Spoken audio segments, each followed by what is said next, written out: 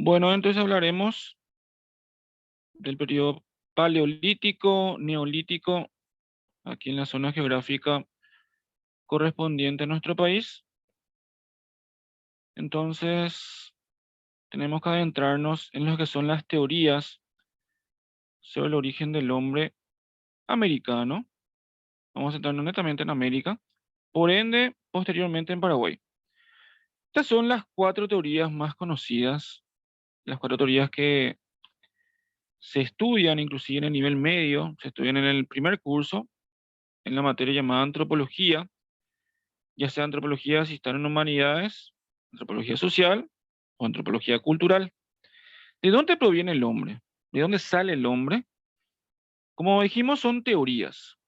Y al decir teoría implica que no fueron totalmente verificadas, totalmente comprobadas. Son enunciados, son postulados de personas específicas que hicieron una argumentación sobre cómo pudo originarse el hombre en el mundo. La primera de ellas que vamos a estudiar es la de Florencio Meguino. Él dice que el ser humano es originario de América, que el ser humano de por sí sale de América y se distribuye inclusive a nivel mundial. Esa es la famosa teoría de la Pampa Argentina, que el hombre es originario de la Pampa Argentina y se distribuye a nivel mundial. Esa es la teoría de Florencio Meguino, en donde su sustenta o se basa él que uno de los fósiles más antiguos del mundo, no recuerdo porque es trabalengua, era el animal, a nivel de dinosaurios, me refiero, a nivel de fósiles de dinosaurios, el fósil más antiguo del mundo fue encontrado inclusive en la Pampa Argentina. Como le digo, es trabalengua el nombre del dinosaurio, pero también se fundamenta y se basamenta en esa parte, ¿verdad? Que uno de los fósiles más antiguos del mundo fue encontrado en ese lugar, en la Pampa Argentina.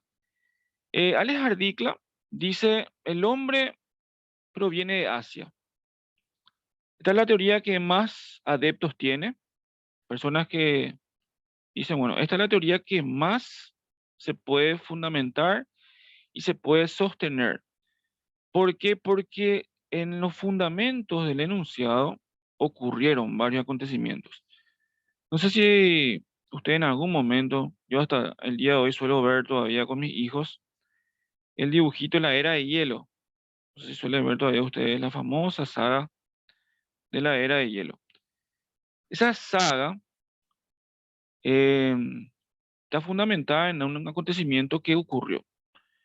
Millones de millones de años atrás, el planeta Tierra se va a congelar, o se congeló en este caso, y ante ese proceso de congelamiento ocurren varias transformaciones a nivel natural, entre ellas que se va a formar un puente totalmente de hielo, totalmente congelado, que va a unir lo que sería el Mar del Norte entre lo que sería hoy continente americano y lo que sería Europa en ese momento. Y el ser humano va a salir de Asia, va a ir a África, de África va a pasar a Europa y de Europa va a pasar a América. Ese proceso se va a dar justamente por el paso del estrecho de Bering. El estrecho de Bering existe hoy, pero no tal cual nosotros lo conocimos o veo, inclusive que si ustedes ven la teoría de Alex Ardicla, era tipo un puente totalmente de hielo, entonces la gente empezaba a trasladarse de un lugar a otro. Y ese es el famoso corredor natural. Esa es la teoría que la mayor parte de los científicos hoy acepta. También hay otra de Paul Rivet que dice que el ser humano es originario de Oceanía. Nos referimos a Oceanía como Micronesia, Polinesia, Melanesia, allá en la zona de cantidad de islas, por eso justamente se llama Oceanía, un continente con muchísimas islas, muchísimos archipiélagos, cuya isla más grande de Oceanía es la propia Australia. Entonces el ser humano nace en esa zona y se distribuye a nivel mundial, y principalmente con la navegación.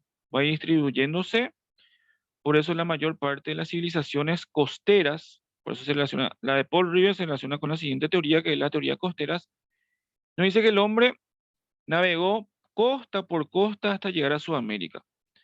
Entonces nosotros vamos a ver que es una forma de navegación que inclusive el hombre en la Edad Media y la Edad Moderna va a utilizarla.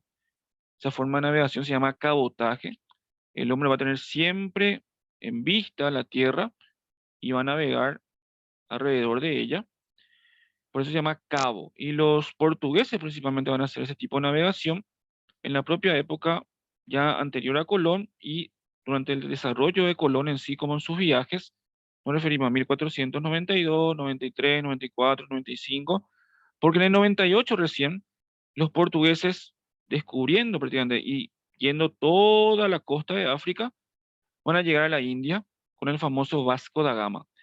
Entonces, vemos estas teorías, inclusive en los años mediados del siglo XX se intentó hacer esta teoría costera, en el cual salieron varias personas de la costa de Australia para llegar a la zona de Perú con, con balsas unidas con juncos. Esa balsa no pudo llegar totalmente estructurada a lo que sería Perú, pero llegaron, ¿verdad? Fueron dos exploradores, fue un experimento de las islas Tiki o Tiki, no me recuerdo el nombre, y ese experimento se realizó pero sin que haya ninguna tormenta, sin que haya ningún tifón, sin que el mar esté muy picado, y recibieron ayuda externa, ¿verdad? El experimento estaba muy bien, todo excelente, pero después los dos muchachos que participaron en el experimento posteriormente recibieron ayuda externa. O sea, había alrededor de ellos botes y le ayudaron. Entonces ahí ya el experimento se desprestigió totalmente, ¿verdad? Porque la idea era que sea una persona o dos personas que puedan hacer ese traslado de un lugar a otro. Entonces, estas son las teorías sobre el origen del hombre americano. Y una vez que el hombre está acá, está aquí, entonces nos referimos ya al periodo del Paraguay precolombino. La clase de hoy está totalmente entresacada del libro de Marimonte de López Moreira. Ella a su vez entresacó esta información de los libros antropológicos de una de las antropólogas más importantes del siglo XX a nivel de Paraguay. Me refiero a la eslovena Branislav Susnik. Ella fue por mucho tiempo directora del Museo Andrés Barbero, ahí en la zona entre Artigas y Mompox, cercano a lo que era, o a lo que es anterior, lo que es, sí, porque hoy todavía sigue funcionando ahí el hospital de la Cruz Roja. Está a 2 o 3 cuadras, para que ustedes se ubiquen, si en algún momento visitaron un museo, uno de los museos con mayor riqueza cultural a nivel indígena aquí en nuestro país, sacando el cabildo, ¿verdad? Pero es muy importante que nosotros también conozcamos dónde están ubicados los museos, porque muchas veces está ahí, sin embargo nunca nos fuimos, ¿verdad? Entonces, el Paraguay precolombino, como su nombre lo indica, es antes de la llegada de Colón. Recuerden que en la clase pasada hablamos de dos periodos, periodo paleolítico y periodo neolítico. A ver, ¿alguien me puede decir la diferencia entre paleolítico y neolítico? ¿Recuerdan la diferencia sobre esos aspectos? ¿Alguien se anima?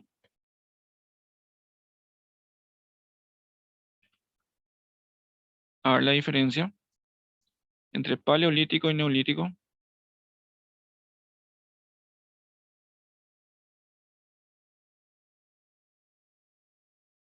¿Están ahí o no están ahí? ¿Son tímidos ustedes? Tímidas. Profe, yo hoy recién me uní, por eso no te digo Ah, nada. De perfecto, perfecto, oyente voy perfecto. a estar. Dale, dale. Le vuelvo a refrescar la memoria entonces. Paleolítico se refiere a piedra vieja. Cazadores, pescadores, recolectores.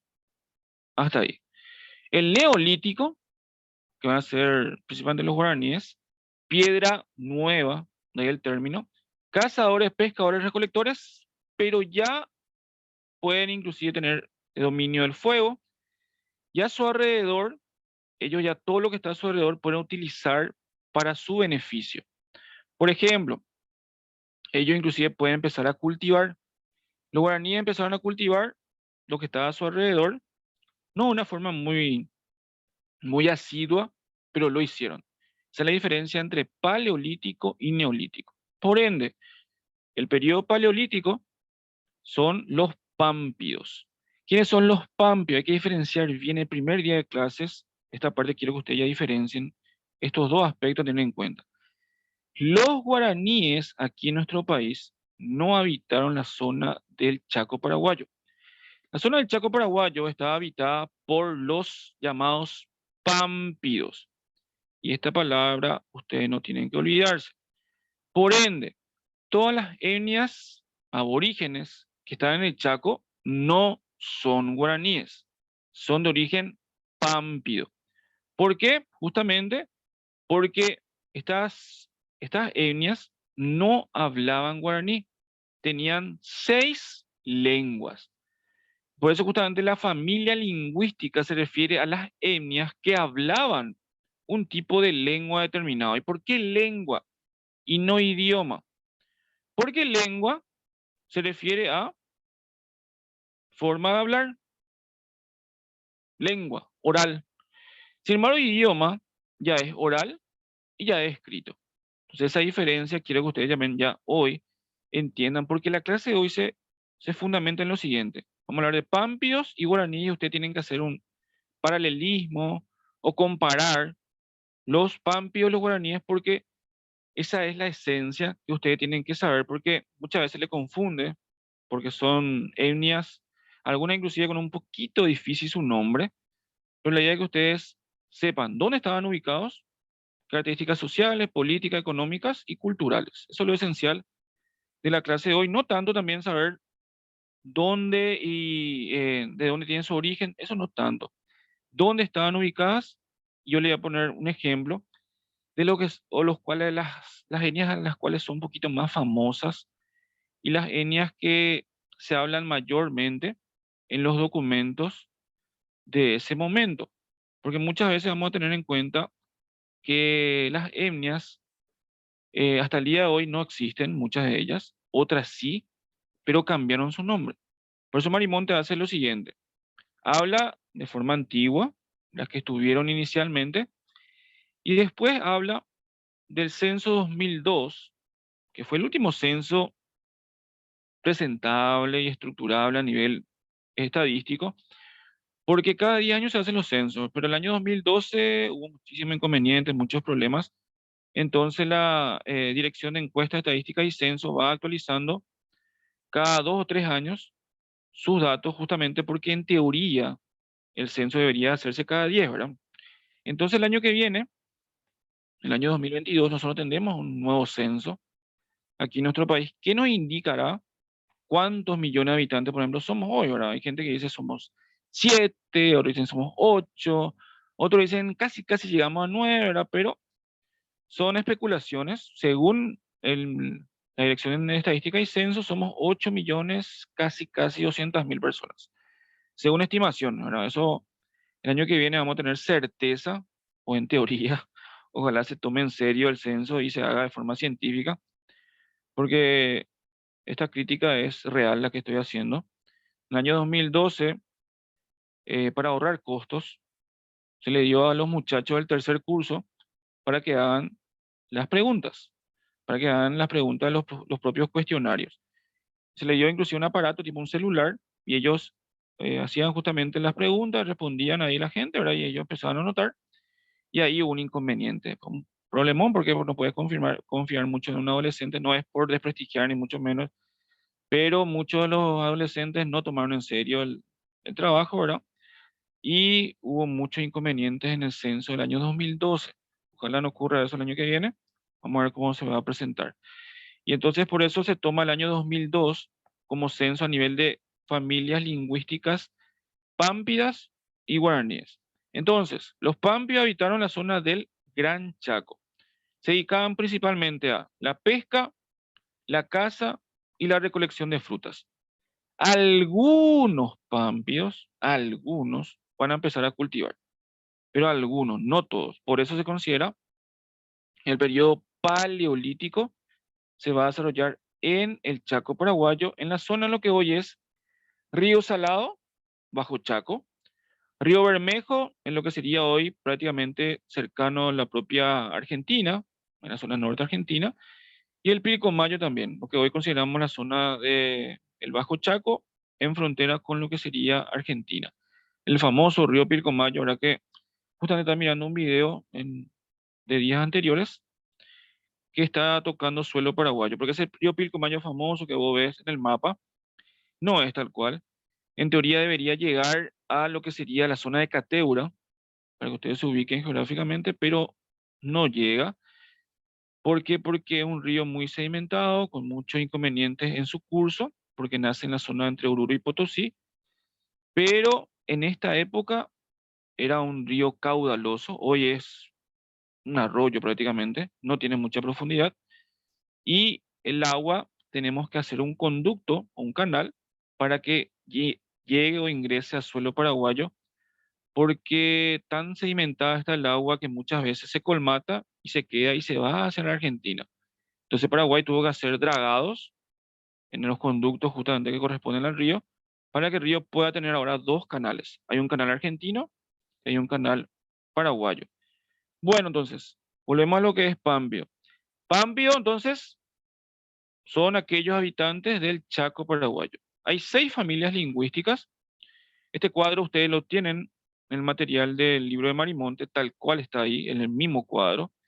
Si quieren acceder al cuadro de forma directa como yo lo accedí, o como yo accedí a este cuadro, ustedes pueden acceder al portal guaraní.com.py. Es muy lindo. Es un portal donde muestra facetas de la historia del Paraguay muchas veces no conocidas. Habla mucho de la numismática, habla inclusive de la parte indígena, habla de la parte de la colonia, de la conquista y también de la independencia. Muestra biografías y muestra imágenes de lugares muchas veces geográficos que la gente no conoce. Muy lindo está, se llama portal guaraní.com.py. Si quieren acceder a él, pueden hacerlo sin problema ahí a nivel de internet. En ese mismo cuadro, en este cuadro está entonces las familias lingüísticas. Entonces, ¿a qué yo me refiero? Hay 6 familias lingüísticas. Por ende, hay 6 lenguas. Por ende, hay 6 formas de hablar de forma diferente en el Chaco paraguayo. Entonces, ¿qué yo tengo que hacer? Demasiado largo, profesor, imposible. Mira, no, no, imposible. ¿Qué hice ahí? Cachica, no, yo no entiendo nada. Y para mí no, eso no es guaraní, eso es inglés. Guarano, no, yo a veces no entiendo. Samuco, Timinaga, no, complicadísimo, profesor. Eso está en el programa. Esto, no se asusten, está en el programa, pero yo les voy a enseñar cómo ustedes tienen que estudiar. No hace falta que estudien tal cual todas estas etnias. Tenemos que estudiar solamente las etnias más famosas y más conocidas de cada uno de las familias lingüísticas para ir relacionando. Lo que tienen que saber y tener en cuenta es organización social, política, económica, cultural y religiosa de estos pampios. Eso es lo que nosotros vamos a estudiar hoy conjuntamente con los guaraníes. ¿Y dónde habitaban? Los guaycurú eran muy violentos, eran enemigos naturales de los guaraníes. Esa enemistad, ¿por qué era? Era inclusive por la lengua, no hablaban la misma lengua, y aparte de eso a nivel geográfico. Por ejemplo, de los Guaycurú, ellos ocupaban de tiempos muy remotos el área de Gran Chaco, se movían por todo el Chaco, pero principalmente en la zona norte, cercano a lo que hoy es la zona de Bahía Negra, la zona del Pantanal, ahí estaban justamente los Guaycurú. Dentro de los Guaycurú, ¿cuál es la etnia más conocida, la cual más se habla a nivel historiográfico? Es esta que está acá. Los Payaguá. Payaguá era la etnia conocida como los piratas del río. No sé si a ustedes les gusta, vamos a estudiar también eso a nivel de historia. No vamos a hablar de los piratas del Caribe, ¿verdad? No vamos a hablar de Jack Sparrow y compañía, pero existieron los piratas del Caribe, existió Francis Drake, existió Barbarroja, Barba Negra, existieron ellos. Port Royal, existió Bahamas, existió Nassau, existió a nivel de geografía donde ellos estaban. Y aquí también nosotros tuvimos piratas. Esos piratas eran piratas del río, llamados payaguás. Los payaguáes van a hacer sus botes de troncos, van a cortar los árboles, ese tronco van a nivelar correctamente, en el medio mismo de ese tronco van a hacer un hueco y ellos van a navegar tipo kayak, van a utilizar el bote, se llama piragua. Eso ustedes pueden divisar hoy en el propio Museo El Cabildo. Hay una zona, la segunda sala a la derecha, donde ustedes pueden ir al arte indígena y ustedes pueden divisar una piragua, lo que era en ese momento. Entonces se movilizaban rápidamente por el río, eran muy belicosos, muy violentos, en continua guerra con los guaraníes, y ni qué decir cuando vinieron ya los españoles, ¿verdad? Continua guerra entre los payaguáes y los guaraníes. También es conocido, no sé si ustedes conocen o les gusta, la comida típica llamada payaguá mascada. ¿Conocen? ¿Les gusta? ¿No les gusta tanto? Es una comida típica que no conozco. Ubican la famosa comida payaguá mascada. Sí, profe. Ubican. ¿Rico o no es rico? Obvio que Más o rico menos. aquí. ¿Te gusta, profe? Excelente. A nivel historiográfico no está confirmado esto, ¿verdad? Pero se cree, una tradición oral. La clase pasada hablamos que estamos llenitos acá en Paraguay de tradiciones orales.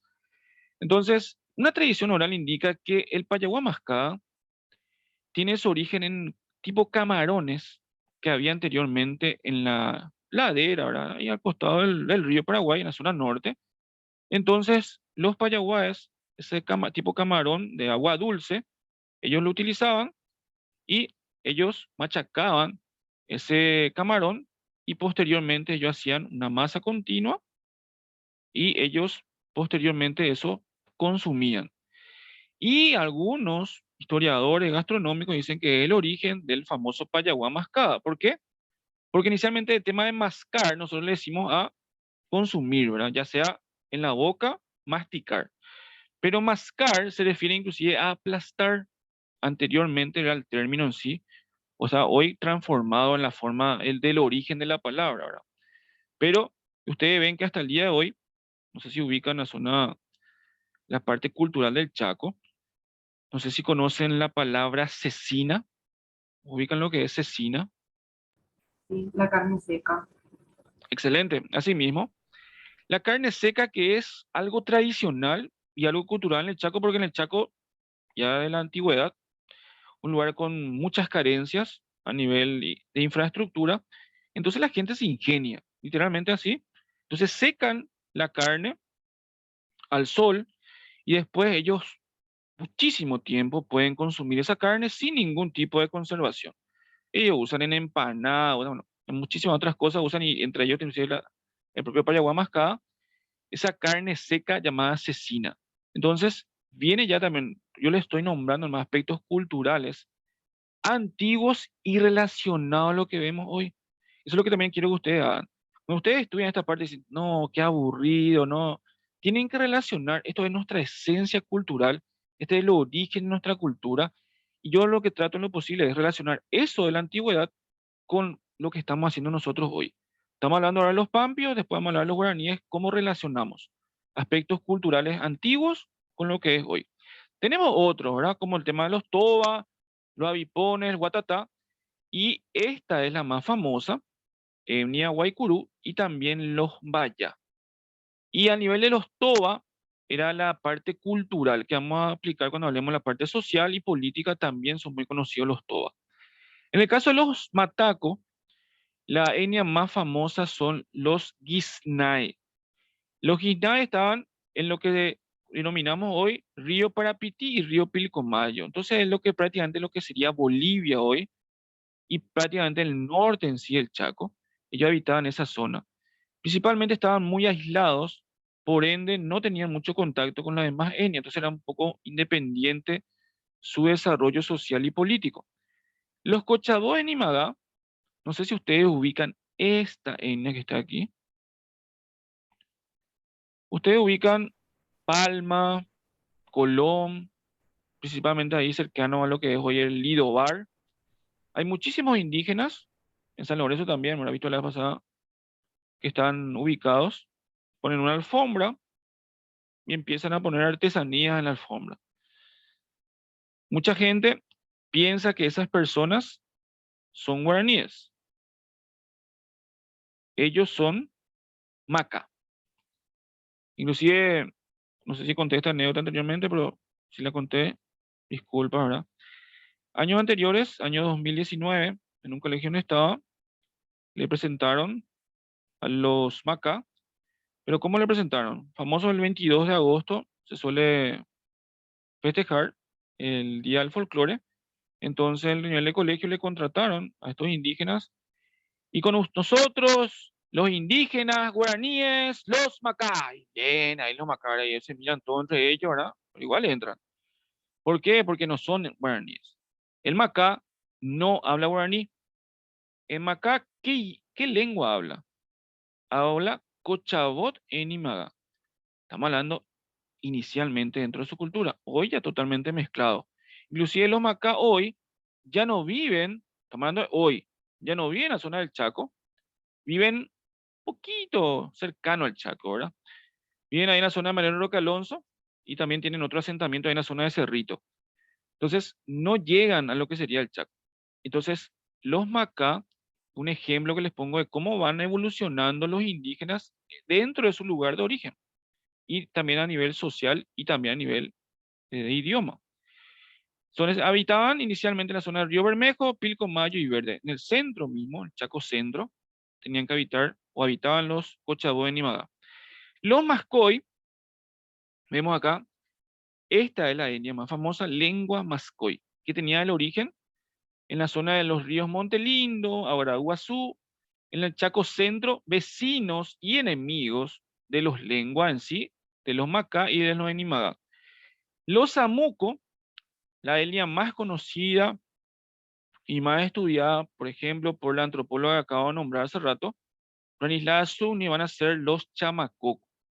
Ella va a estudiar muchos aspectos social, político y económico. Inclusive voy a poner una fotografía para que ustedes analicen de los Chamacoco, cómo eran ellos a mediados del siglo XX, inclusive.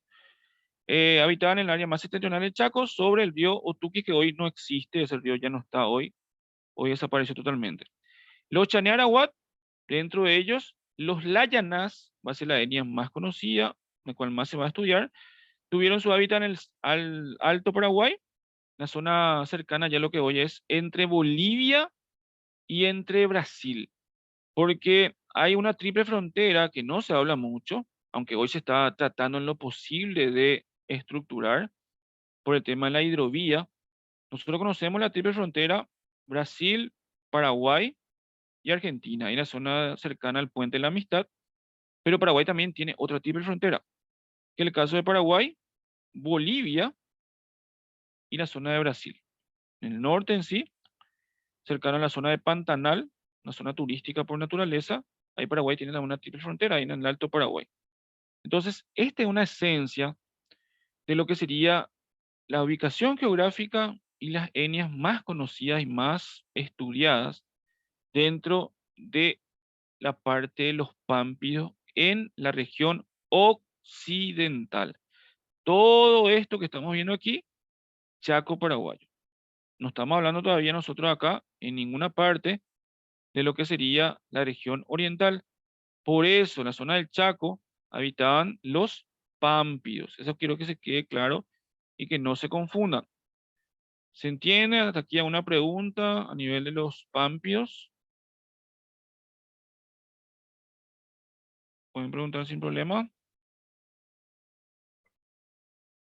Yo sé que es un poquito trabalengua el caso de los nombres, pero no se preocupen, ustedes tienen que saber y relacionar dónde estaban ubicados y a qué familia lingüística pertenece cada uno. Después vamos a ir cuando vamos a ir haciendo los exámenes, lo va a ser un poquito más fácil en ese sentido. Bueno, acá me voy a centrar un ratito en esta fotografía de lo que sería mediados del siglo XX. Vemos que esta fotografía fue tomada por la antropóloga que acabo de nombrar, Branislav Susnik. Fue la última vez que se le estudió de forma muy estructural, funcionalista, la antropología de los indígenas pampios principalmente. Acá vemos una familia chamacoco. Muchas veces podemos nombrar, podemos describir, y yo siempre me centro en esto porque en esta fotografía yo puedo saber muchísimos aspectos dentro de esta cultura. Por ejemplo, ¿qué yo veo ahí? Mirando solamente la fotografía, ¿qué se ve? Pero vayan un poquito más. No solamente lo que se ve ahí directamente. ¿Qué yo puedo aprender de esta fotografía? ¿Alguien se anima a describir?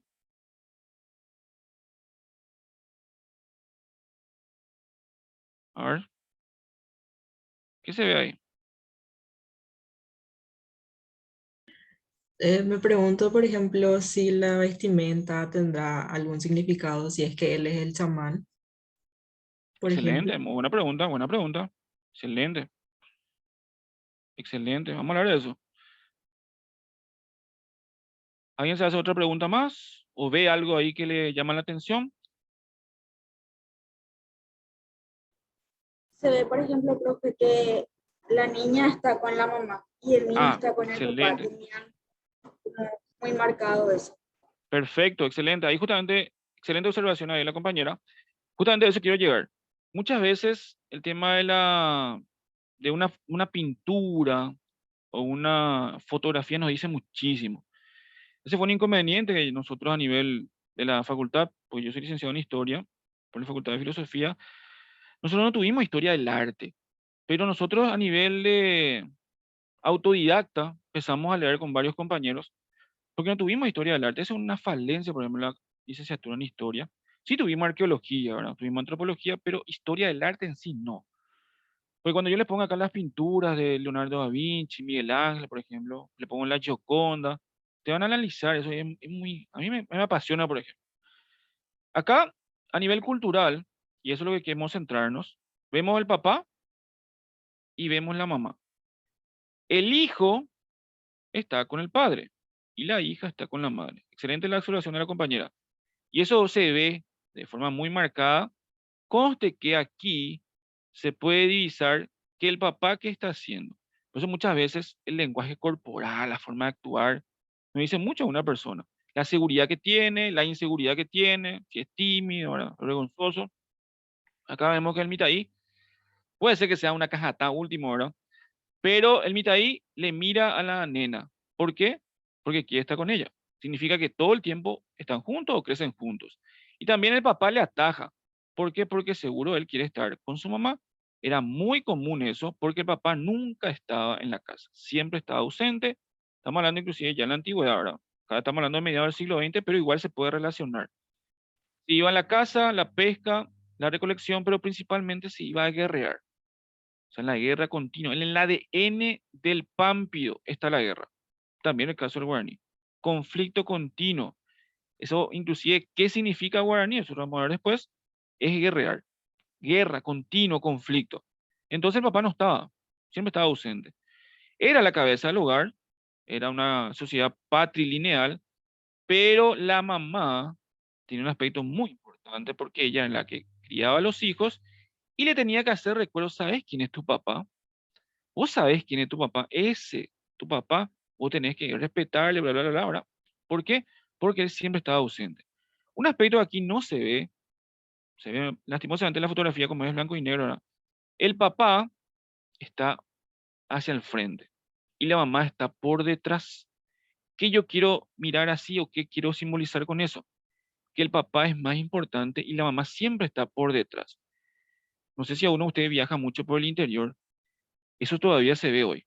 Se ve muchísimo que la mujer, por ejemplo, no saluda. La mujer no saluda, el varón es el que saluda y la mujer está por detrás. O sea, siempre el varón por delante y la mujer por detrás. Sí, podemos hablar largo de la significación ahí de todo eso. Pero ¿qué se simboliza? La importancia de él sobre ella. Y en el caso específico de esta foto que es de los chamacocos, que vamos a estudiar ahora cuando hablemos de la parte social, la mujer tiene un peinado. No se ve mucho, pero tiene un peinado y ese peinado va hacia atrás. El varón acá tiene un flequillo, ¿verdad? No muestra mucho, pero la mujer acá, ¿qué muestra? Muestra esta parte, la parte de la frente. ¿Por qué? Y eso pues tenemos que justamente analizar la parte social. Las mujeres chamacocas era atractiva, era hermosa, preciosa, inclusive a nivel sexual, mientras más se notaba su frente.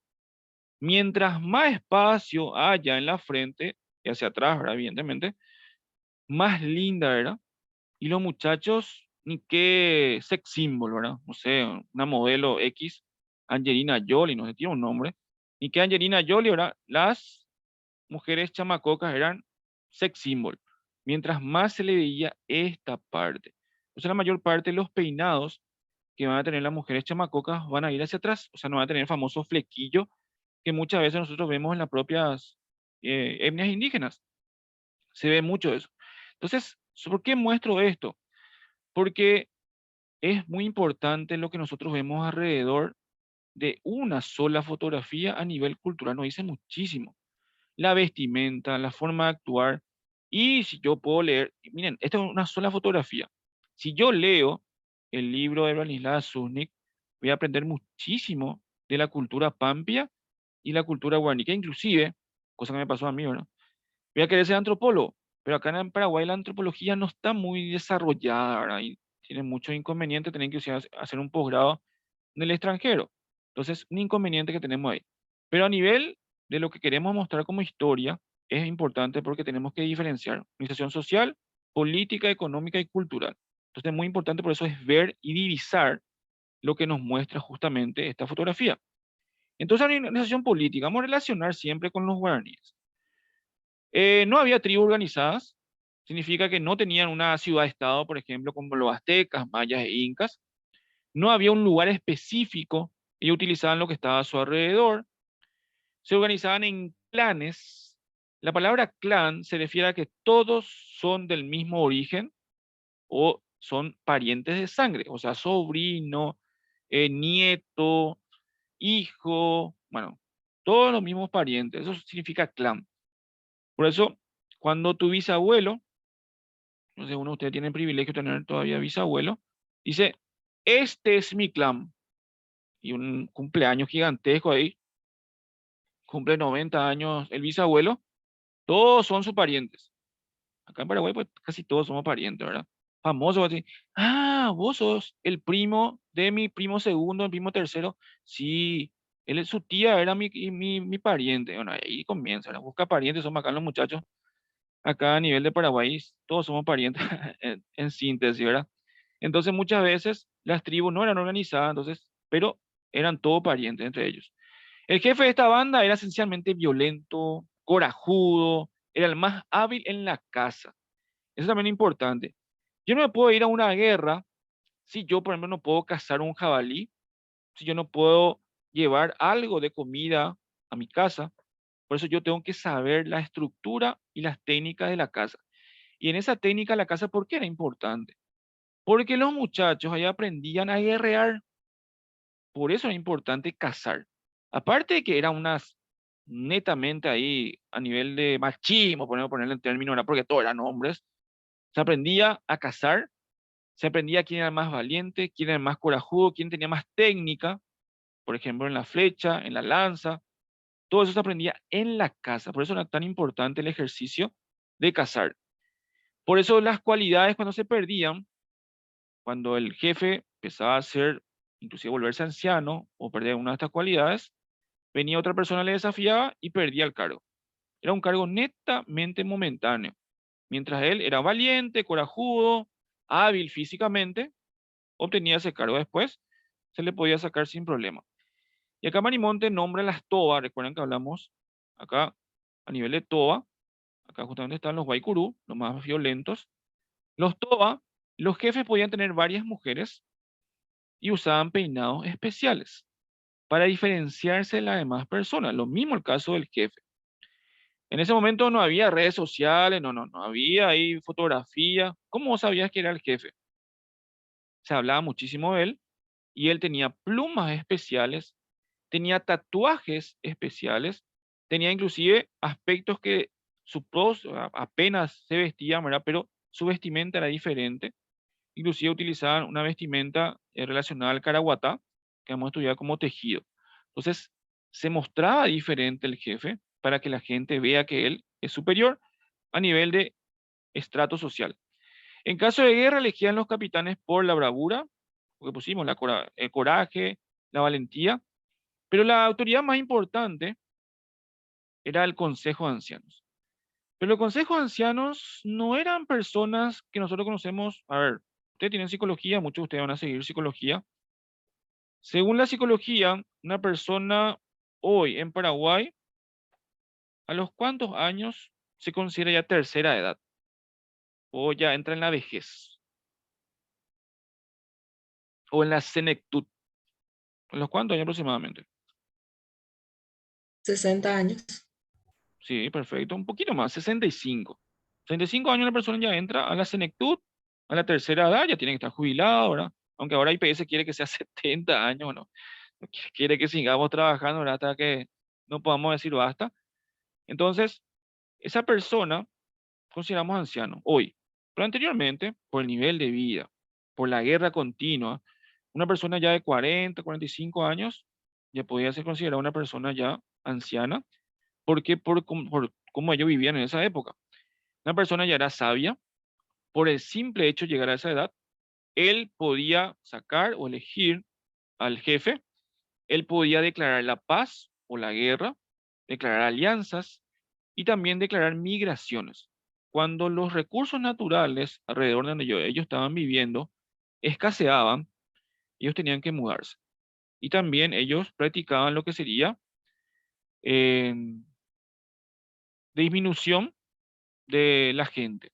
¿Cómo van a disminuir la gente? Ellos practicaban justamente el aborto, el infanticidio, practicaban, mataban niños. ¿Por qué? Porque no podían más vivir cuando tenía inclusive una malformación ese niño o tenía algún defecto físico principalmente. Dentro de la organización social existía una estratificación social, una clase social, ¿verdad? En la cual lo más importante era el consejo de ancianos, después abajo estaba el jefe, después abajo estaban los guerreros, después abajo estaban los artesanos y último estaban los esclavos. ¿Quién eran los esclavos? Los prisioneros de guerra principalmente, cuando hay una guerra continua entre los vecinos pampios. La mayoría de estos pueblos del Chaco están organizados de manera patrilineal. Como sabemos, patrilineal proviene del término patri o pater, en el caso del latín, padre. Entonces, el papá era la autoridad. Y ahí está el problema.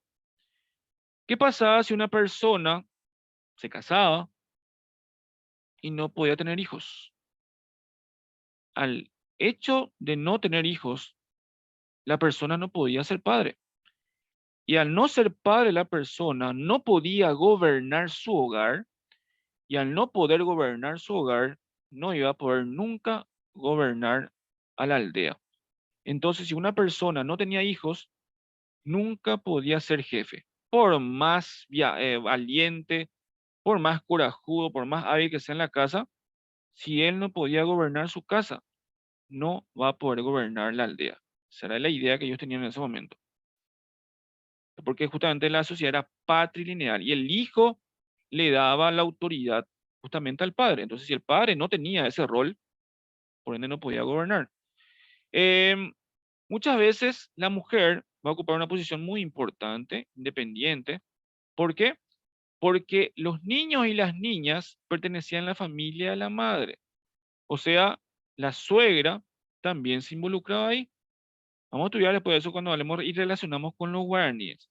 Porque muchas veces acá, el caso de los pampios, ellos van a, cuando hay problemas y hay mucha cantidad de gente, ellos van a hacer infanticidios, van a matar a niños, van a también hacer abortos, porque en ese momento ellos tenían como un control de la natalidad, lastimosamente, ¿verdad? Era cultura de ellos en ese momento, el aborto, y la muerte prematura de muchas mujeres. Ese es el problema. Al hacer el aborto, ellos utilizaban muchas raíces, muchos tubérculos, y estaba eso en manos de unas parteras, justamente con mucha experiencia en esa parte, pero siempre había inconvenientes. Por eso muchas veces las mujeres morían cuando se les practicaba un aborto. ¿Y el problema dónde estaba?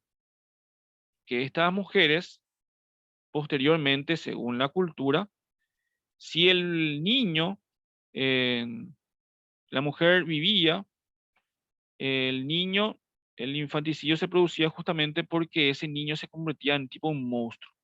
Muchos niños van a nacer con problemas físicos, ¿Por qué? Porque van a ser parientes muchas veces. Primo con prima, sobrino con tía, un ejemplo que pongo. Entonces, muchas veces ellos van a tener problemas físicos en esas uniones que van a tener. Por eso justamente este aspecto de la limitación de la natalidad mediante uniones matrimoniales tardías va a ser frecuente el aborto y el infanticidio. Los mayas tenían uno o dos hijos. Los chané, dos varones y una niña. Los payaguá, un varón y una niña. Hasta ahí. Entonces, no sé si ustedes habrán escuchado a nivel, lastimosamente, de discriminación, se suele indicar los indios o los indígenas, porque hoy la palabra correcta es decir indígena, porque dijimos que indios son los pobladores que estaban aquí a la llegada de Colón, porque Colón le llama indios, pero son aborígenes, es la palabra correcta a indicar a nivel antropológico. Los aborígenes americanos que estaban aquí en ese momento, ellos buscaban la forma de pertenecer a un lugar correspondiente. Entonces, muchas veces, y él pone acá el ejemplo, que los indígenas tenían uno o dos hijos, más no. ¿Por qué? Porque se tenían mucho más, los recursos naturales iban a escasear, iba a haber una densidad poblacional muy grande, y ellos no iban a poder abastecer esa densidad poblacional con los recursos naturales que había. Entonces es mentira decir los indígenas tenían muchos, pero muchos hijos. Totalmente mentira. Inclusive vamos a hablar nosotros cuando hablemos de los guaraníes, también ese aspecto era mentira. O sea, esa concepción cultural que muchas veces nosotros decimos, los indígenas tienen muchísimos hijos. Se puede dar en el caso de hoy. Lastimosamente hoy es un aspecto real y un aspecto a estudiar, pero en este momento, a nivel originario, no era tal cual. Ellos se cuidaban mucho y que no había mucha gente, porque si no, iban a escasear los recursos naturales. No había método anticonceptivo, ¿verdad? Lastimosamente ellos, su método de natalidad era justamente contra la natalidad, era aborto e infanticidio. Era muy drástico en ese sentido. En cuanto a la herencia, los hijos y las hijas heredaban partes iguales, los bienes de los padres, a excepción del hijo mayor, que es el caso de el primogénito que tenía mayor preponderancia sobre los demás o los demás parientes. Dentro de la organización económica, ellos no ofrecían mucho la ventaja para el cultivo, estamos hablando del Chaco. Entonces ellos cazaban y pescaban principalmente y recolecían, o sea, van a recolectar lo que serían las frutas, van a recolectar también grandes raíces.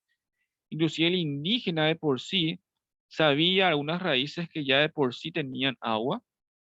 Muchos pampios le van a ayudar a los propios paraguayos en la guerra del Chaco a ver cuál tubérculo tenía agua.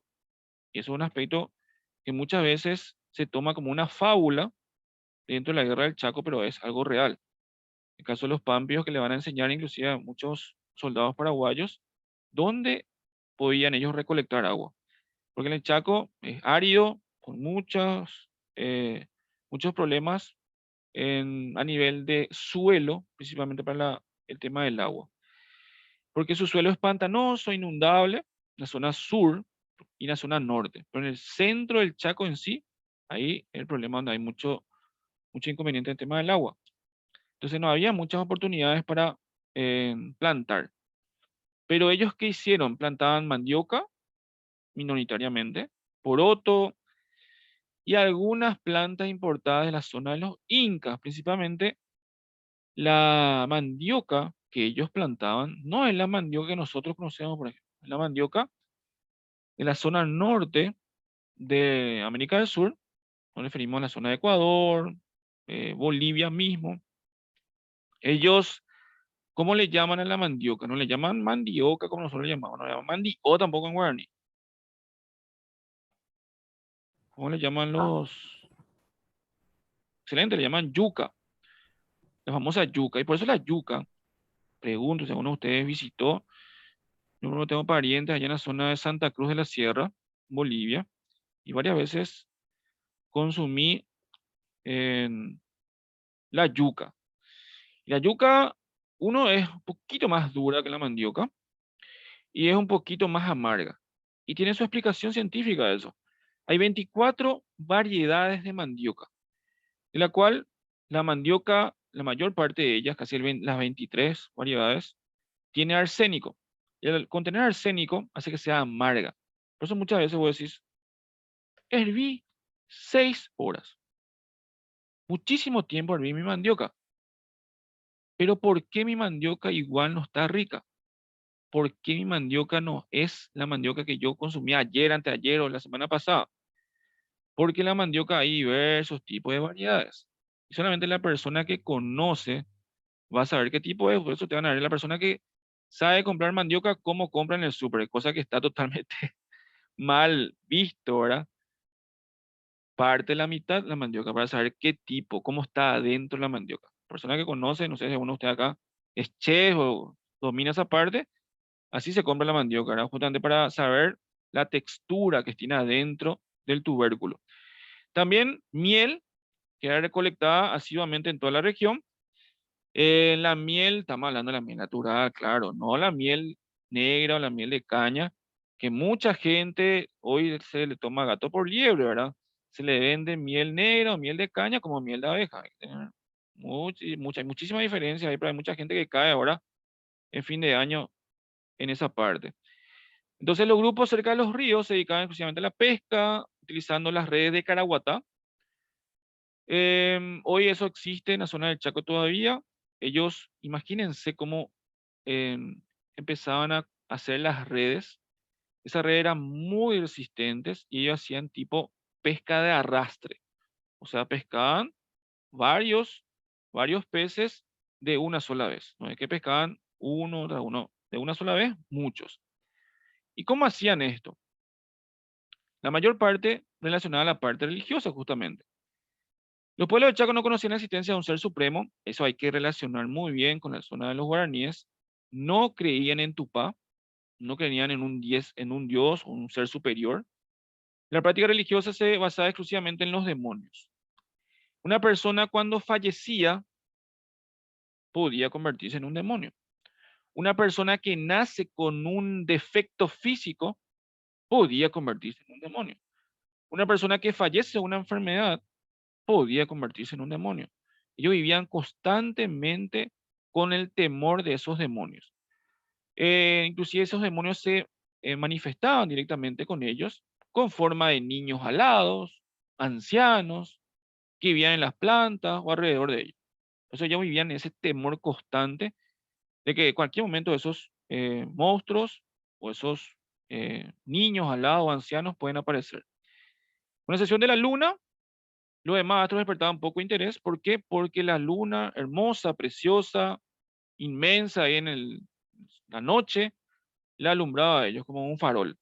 Entonces ellos les maravillaba justamente la luna. También ellos sabían la importancia de la luna a nivel científico. No científico en sí, ¿verdad? Pero estamos hablando de que, ¿para qué sirve la luna? Ellos utilizaban tipo un calendario lunar. También utilizaban a nivel de la fertilidad.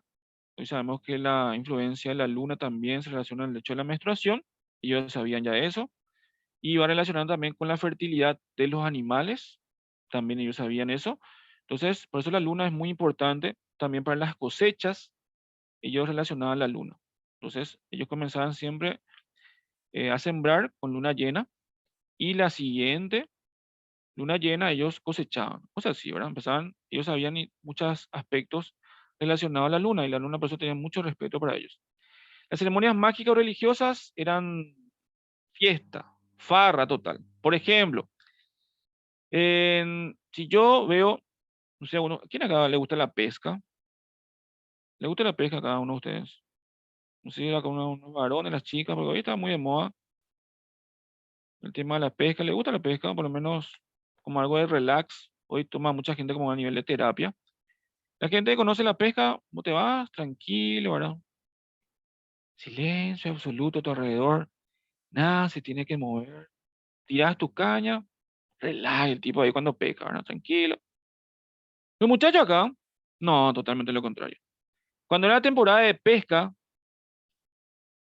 barullo absoluto, todo el mundo tiene que enterarse, tamborines 24/7 sonando. Teníamos que hacer una fiesta, una fiesta. Esto se escuchaba a kilómetros en la redonda. cuando era la temporada de pesca. Ellos anunciaban a las etnias vecinas, inclusive, la temporada de pesca. Y durante este proceso se mataban muchos miembros de la tribu, inclusive que estaban enfermos. ¿Por qué? Para que los dioses, porque ellos no creían en un dios específico, ellos creían en dios de la luna, del sol, era mucho animismo en ese sentido. Entonces, para que le den la posibilidad para que ellos puedan tener mayor cantidad de peces, ¿verdad? O de pescados. Entonces, para que ellos se conviertan en espectros maléficos también.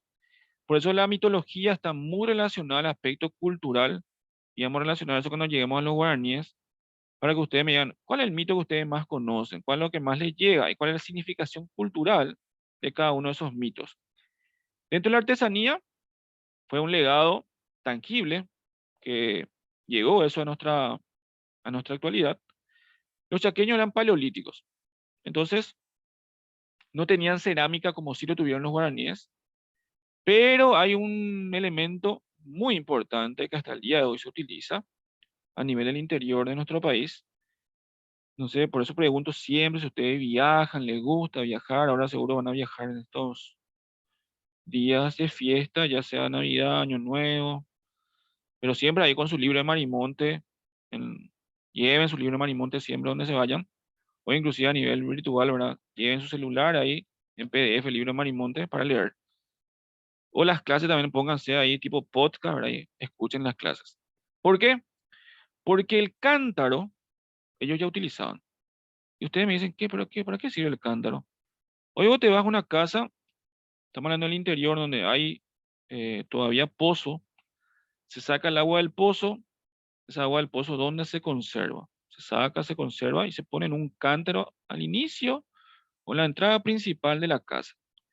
Ellos, ese cántaro no está totalmente con electricidad, ni mucho menos, no está en una heladera, ni mucho menos, pero vos agarrás un vaso, sacás el cántaro al vaso y el agua pasa 2, 3, 6 horas, 10 horas inclusive, el agua continúa fresca.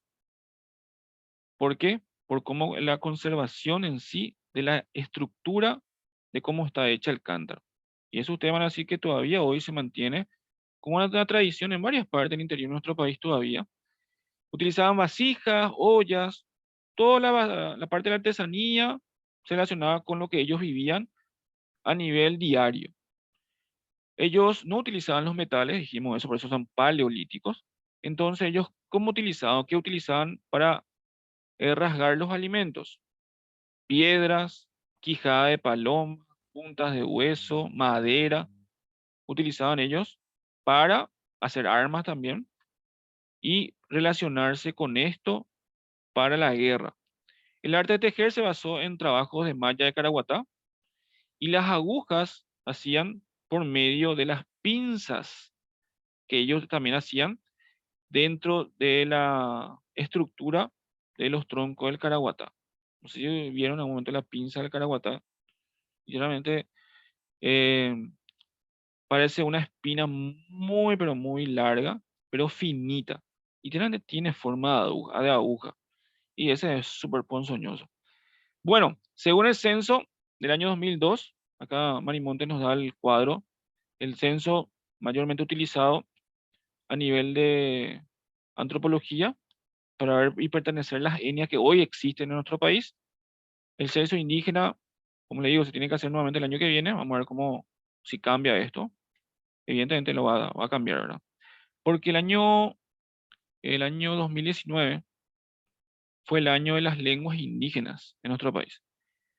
¿Y por qué lenguas indígenas? Porque muchas de estas lenguas hoy están desapareciendo. Están desapareciendo totalmente. Muchas de estas lenguas hoy ya habla una persona, habla dos personas, y al hablar una o dos personas está en un peligro absoluto de extinción. Y ustedes ven acá, eso quiero que vean. Acá vemos uno, dos, tres, cuatro. Lengua, mascoy, mataco, mataguayo, samuco y guaycurú. ¿Son pambi o guaraníes? Son pampios. Estos son pampios. Lengua, mascoy, mataco, mataguayo, samuco y guaycurú son pampios. Y acá vemos guaraní. aparte totalmente. Vamos a ver que hoy son 3, 4, 5, 6. 6 las etnias que hablan guaraní. Todas las demás hablan, por ejemplo, lengua mascoy, hablan los toba. Macá, los macá hablan mataco mataguayo. Samuco hablan los ayoreos y los guaycurú hablan chamacoco. O sea, para que vean las etnias y vean ustedes la lengua correspondiente a cada etnia. Eso quiero que se entienda bien, entonces, para que ustedes vean la diferencia entre lo que sería pampios y lo que sería guaraníes. Hago una pregunta sobre el tema de los pampios para entrar ya en los guaraníes. Sí, profe, a mí no me quedó claro. Los pámpidos son los mascoy, Samucur, los chané y después Guaycurú. Y después los otros, Todos son pampios. Pampios son todo esto que acabo de nombrar aquí. Los los, guaycurú, los matacos, los cochabó de Nimagá, los mascoy, los samucos, los chaneras, estos son pampios. Este es lo que le divide a ellos.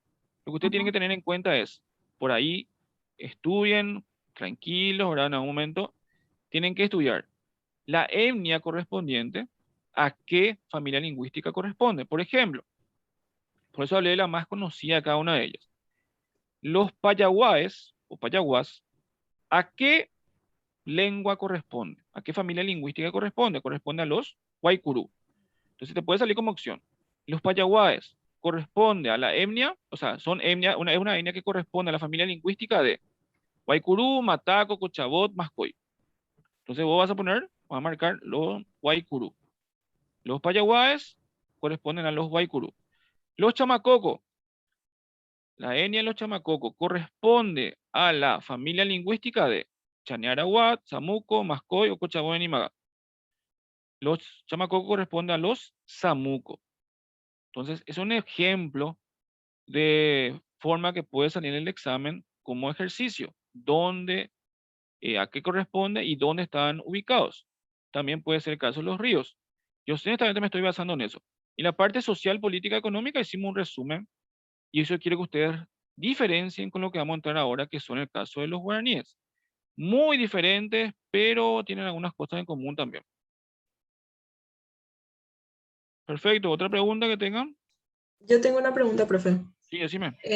Con respecto a la cuestión religiosa, hablábamos de que no creían en un Dios, por así decirlo. Y Sí, la cuestión de los chamanes tiene que ver más con una cuestión social y política, no religiosa, sí, ¿o me excelente. equivoco? Excelente pregunta. Sí, el tema de chamán era una persona que ellos adquirían como un médico brujo, una persona con mucho poder social. Estaba el consejo de ancianos, estaba los nobles o los guerreros, y estaba el jefe, y después estaba ya el chamán. Una persona que se podía comunicar con el más allá, una persona que se podía comunicar justamente con los demonios. Él inclusive muchas veces es la persona que la gente, los propios el consejo de ancianos eh, adquiría se iba hacia él para que él les guíe si vamos a hacer una migración o nos vamos a quedar nomás acá.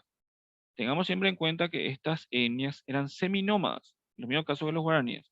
Se movían de un lugar a otro. Entonces este chamán utilizaba muchísimas plantas para entrar en trance, como se le llama, tener esa comunicación directa con los demonios. Pero no así el caso de los guaraníes que sí creían en Tupá, en un dios, creían en Ñandezí, que es nuestra madre. Es diferente la estructura religiosa de los pampios con los guaraníes. El tema del chamán también muchas veces hacía él el infanticidio, hacía él mismo el aborto, dándole a las chicas una pócima, ¿verdad? Que nosotros conocemos hoy como el famoso payé o magia o artilugio, ¿verdad? Visto que ahora hay una película, ¿verdad? También llamada Payé en cartelera en Paraguay. No sé si tiene éxito. Visto más hace poco estaba mirando. Todavía no viste la película. No sé si uno de ustedes vio también y da una crítica sobre eso. Ámbito cultural paraguayo y el chamán, por eso es una persona muy respetada y una persona que muchas veces inicialmente estaba solo, era soltero. Después recién va, principalmente cuando vienen los españoles acá, él va a tener inclusive su familia. Por eso es un poco raro acá Esto ya es en el siglo XX, ¿verdad?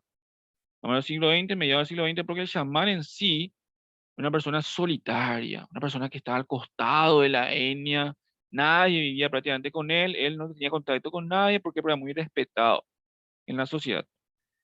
Entonces era diferente la concepción del Pampio. Y vamos a relacionar con el guaraní. Gracias, profe. Perfecto, ¿otra Tengo pregunta? una Sí, consulta decime. más otra vez.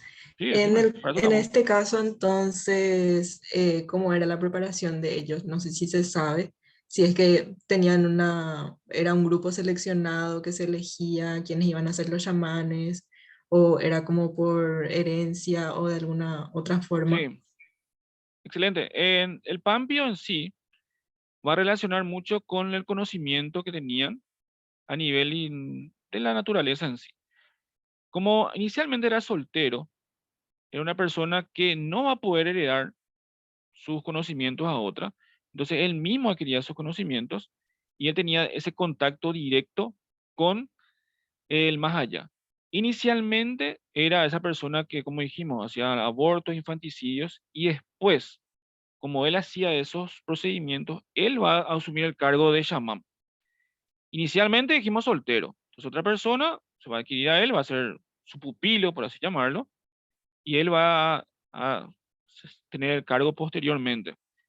Pero después el chamán ya va a empezar a tener familia, va a empezar a casarse cuando ya llegaron acá los guaraníes, perdón, los españoles, y va a cambiar la estructura social del propio chamán.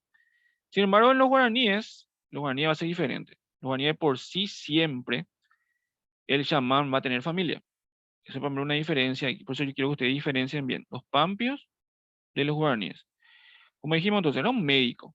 Médico, por eso hay mucha gente que, médico ñaná, hay muchísima gente que acá, y ustedes que van a estudiar psicología, hay muchísima gente en nuestro país que le da mucha importancia a el chamán. Hay muchísima gente que gana en un embrujo, el famoso payé, 4, 5, 10 millones de guaraníes por un embrujo. Hay gente que paga. Yo conozco a un amigo futbolista que llegó a pagar casi 8 millones de guaraníes por algo de eso. Y seguro que ustedes también conocen, no me quieren decir, no me quieren decir, pero hay gente. Todavía hoy hay muchas personas que están metidas en este tema porque es un aspecto cultural paraguayo y también el caso de... Sí, te escucho. Respecto a eso, acá, así en mi casa, tengo una médica que se dedica a eso y tiene muchos clientes. Siempre se ve cantidades de autos que vienen a consultar con ella. Y tiene linda casa, eso te puedo decir que tiene muy linda casa. Así mismo, ¿verdad?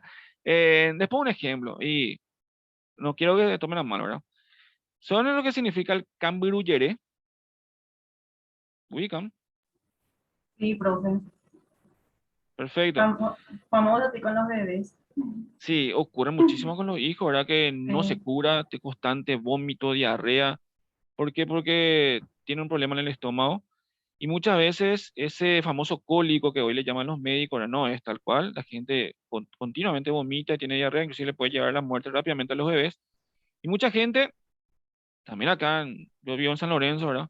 También acá hay una médica ñaná muy conocida que, no sé, ¿verdad? Es un tema muy debatible, pero como dice compañero, tiene una hermosa casa, tiene camionetazas espectaculares, van ahí a su consultorio. ¿Y ella qué hace? Ella cura.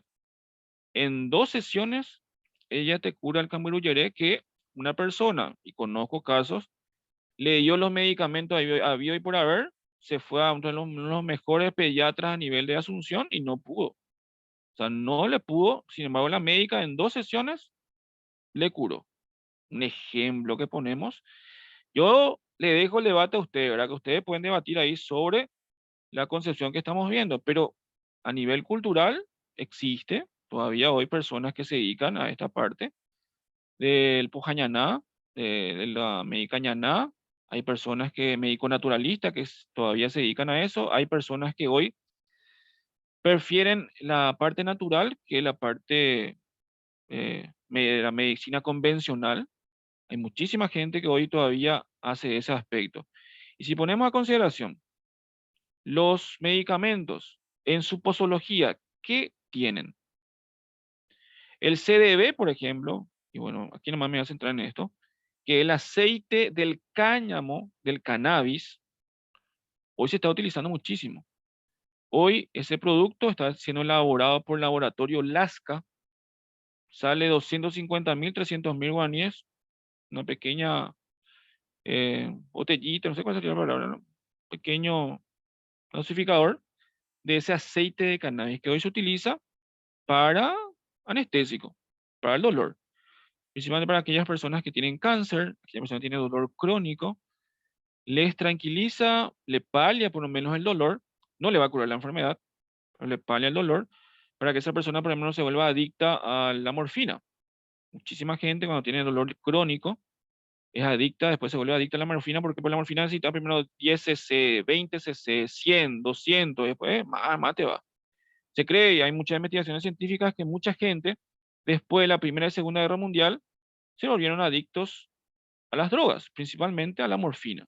Muchísima gente adicta a la morfina porque tenía mucho dolor y los médicos, mucho más fácil, le inyectaban morfina y después esa persona, cuando terminó la guerra, tenían que seguir utilizando morfina. Y ahí, bueno, el tema de las drogas. Bueno, pues me estoy yendo ya a otro lado. ¿A una pregunta hasta acá? ¿Otra parte más que quieran saber sobre esta parte? Sí, yo sé que es muy debatible. Este es el origen de nuestra sociedad, así que hay muchas cosas que vamos a relacionar con lo que hoy estamos viviendo. Bueno, acá que vemos, ¿qué se puede ver acá? ¿Cómo yo puedo saber que este es un jefe? Vemos, ahora acá tenemos accesorios. Estaba viendo la vez pasada con un alumno. ¿Te gusta mi piercing, profesor? Me dijo, ¿no? Está muy lindo. Pero ¿por qué te pone piercing? No, y facha es facha. Así, nada más que eso. Anteriormente, inclusive le pregunté a un alumno años anteriores, ¿por qué te pones por qué te hiciste tatuaje? No, y simboliza tal cosa, ¿no? Perfecto, excelente. Le pregunté a otro, ¿por qué te hiciste el tatuaje? Porque he visto en un catálogo y es facha. Es lindo.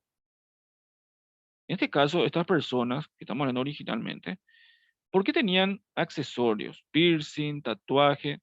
Porque le identificaba con su cargo, con su rol dentro de la sociedad. Ellos inclusive tenían cabello largo, eso es real, eso es cierto. El cabello largo simbolizaba virilidad, simbolizaba que ellos eran personas corajudas, valientes. Eso, por ejemplo, hoy nosotros que decimos, ¿verdad? Eso me incluyo, ¿verdad? Cabello corto. La gente dice, ah, él está civilizado.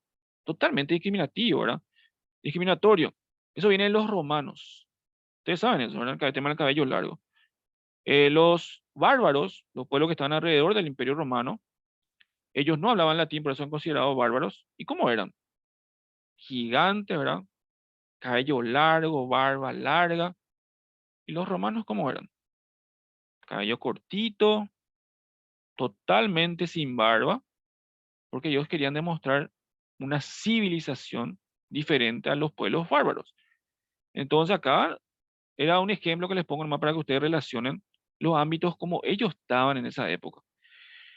También acá el hecho de pinturas que utilizaban de las raíces mismas de los árboles y de la esencia de la savia de algunos árboles también. Utilizaban para hacer tipo camuflaje cuando ellos iban a entrar en guerra. Entonces se ve que era diferente, esta persona se ve que era un jefe. Y plumas de colores brillantes, ¿verdad? Principalmente de papagayos o aves de multicolores, principalmente en la zona ahí del sur de Paraguay. Acá vemos una esencia que mucha gente dice, pero los guaraníes solamente son de Paraguay. Es un aspecto erróneo de por sí. No sé si ustedes ubican la zona de Mato Grosso do Sul, acá en la zona de Brasil. ¿Ellos toman tereré?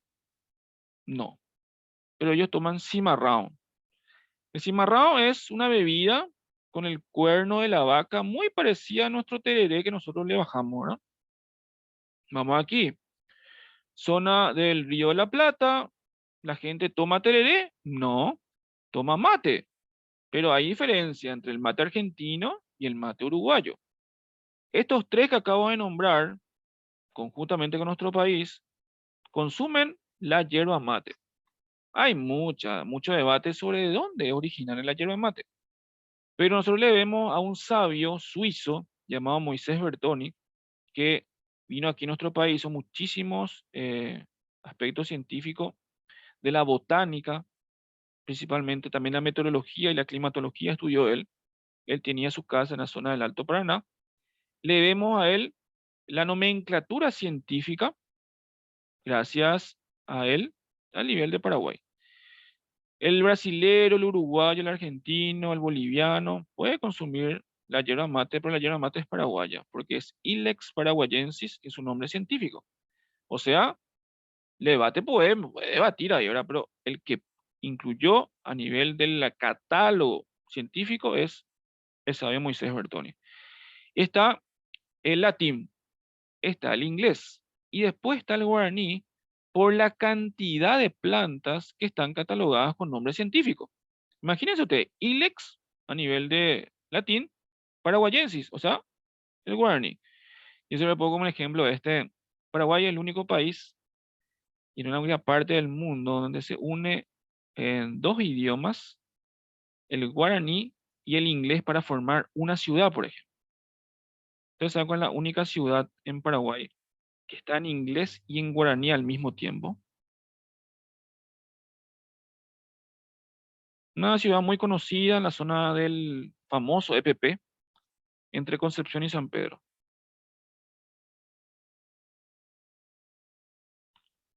Le indico, Yaguareté Forest. Yaguareté, el leopardo americano, y forest in English, ¿verdad? Bosque en inglés. El bosque del Yaguareté.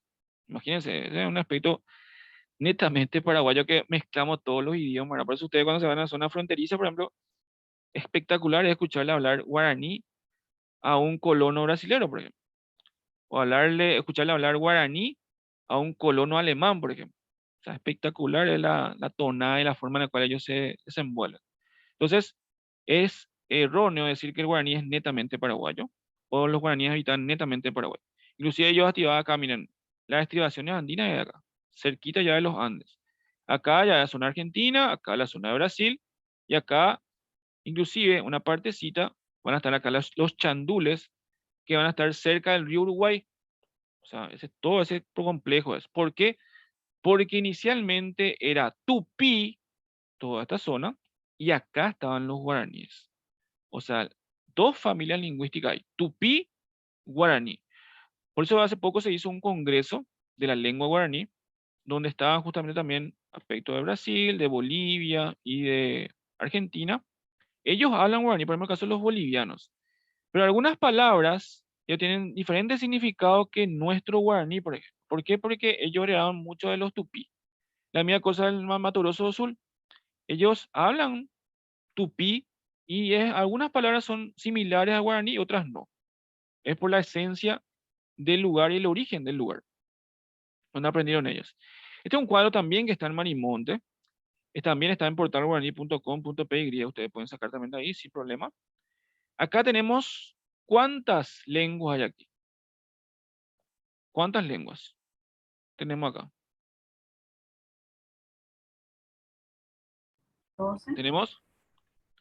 Tenemos una sola lengua. Acá está familia. ¿Recuerdan el cuadro que hicimos hace rato? Les muestro otra vez para que tengan idea. Para que se vea. Acá tenemos 3, 4, 5, 6 lenguas. Esto es familia lingüística. Y acá tenemos una sola lengua, que es esta, que es el guaraní. Y la etnia tenemos 3, 4, 5, 6, 7, 8, 9, 10, 11, 12, como dice la compañera. Pero son etnias. O sea, dentro de los guaraníes, ¿quiénes hablaban guaraní? Estos 12 que estamos viendo acá. Y vemos aquí que siempre ellos van a habitar río, río, río, río, y así nos vamos ahora. Por eso el término guará viene de tierra entre dos ríos. Eso significa guará, tierra entre dos ríos. Y siempre ellos van a tener dos ríos. Y el río es la frontera. O sea, continuamente ellos van a pelearse, porque el guaraní de por sí es un guerrero, para los mejores recursos naturales. Y siempre ellos van a tener en cuenta los ríos. Y hasta el día de hoy, ustedes van a ver que hay vestigios de los propios guaraníes en estos ríos que acabamos de nombrar. Por ejemplo, los carios, entre el río Tebicuarí y el río Mandubira, lo que sería hoy, pero se van a trasladar un poquito más, inclusive van a llegar hasta lo que sería hoy la bahía de la ciudad de Asunción, porque los carios van a ser los indígenas que le van a recibir, por así ponerle un término, a Juan de Salazar y Espinosa el 15 de agosto de 1537 y van a fundar Asunción, cercano a lo que hoy es la bahía. Por eso justamente la famosa bahía de Asunción, hermosa, preciosa. Eso, la bahía de Asunción no es parte del río. O sea, está el canal directo del río y la mano derecha se abre un brazo, que es la famosa bahía de Asunción. Por eso usted va a la bahía y no tiene un olor muy agradable, ¿verdad? Digo el olor agradable porque ahí hay varios caños de sap que tiran todos los desechos de la ciudad en sí, y como un agua que no se mueve mucho, un agua estancada, porque una bahía tiene ese inconveniente, ¿verdad? Lastimosamente eso ocurrió posteriormente.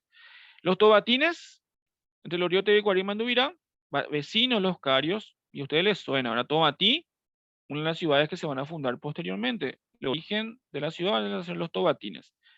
Los guarambarenses, también les suena el nombre, ¿verdad? Por la ciudad de Guarambaré, de los ríos Ipané y Apa, pero no es la ciudad actual. Pues la ciudad actual está en el departamento central, pero acá estamos hablando del río Ipané y Apa, allá en el norte, cercano entre Concepción y San Pedro en sí. Los ibiturucenses, como su nombre lo indica, cerca de lo que hoy es la cordillera del Ibituruzú, entre los ríos Paraná y justamente el Ibituruzú, donde está una de las cordilleras, o sea, uno de los cerros más con mayor altitud de nuestro país, que es el caso del Cerro Tres Candú, en la zona del Ibituruzú. Y hay otro cerro ahí que mucha gente está haciendo hoy a nivel de turismo. El Itatí o los Itatines, entre los ríos Apa y Miranda, ellos habitaron esa zona. Vecinos de los ibiturucenses. Los Tapé, ellos van a ser un poquito más lejanos, porque los Tapé van a ser guaraníes que habitaban en la zona del río La Plata, entre los ríos Grande y Uruguay.